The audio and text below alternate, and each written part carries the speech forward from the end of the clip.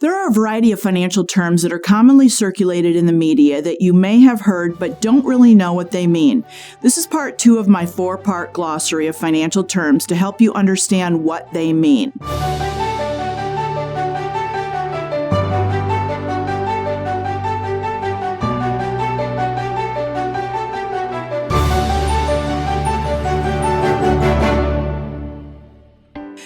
Dow Jones Industrial Average, or the Dow for short, the most commonly used indicator of stock market performance based on prices of 30 actively traded blue-chip stocks, primarily major industrial companies.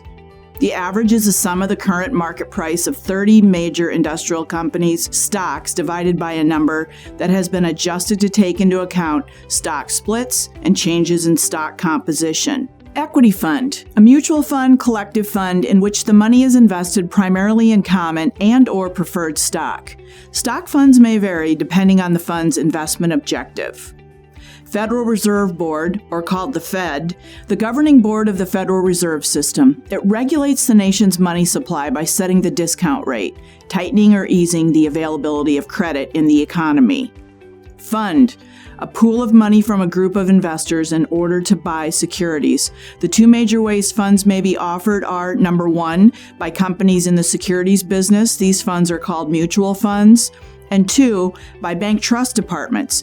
These are called collective funds. Index. An investment index tracks the performance of many investments as a way of measuring the overall performance of a particular investment type or category.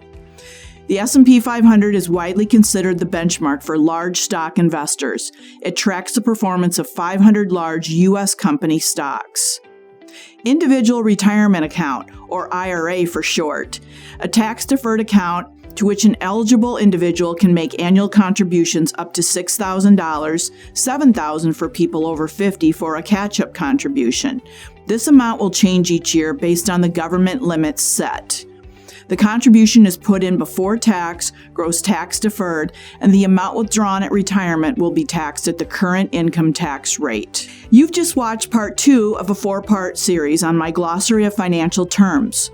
Parts 3 and 4 are just a click away. I hope you are finding this information helpful. Don't forget to subscribe to my channel to stay in the loop with my financial ideas and insights. If you would like to learn more about working with me and my wealth progression process, please visit my website at wealthprogressiongroup.com. I'm Robin Edgar. Thanks for watching part 2.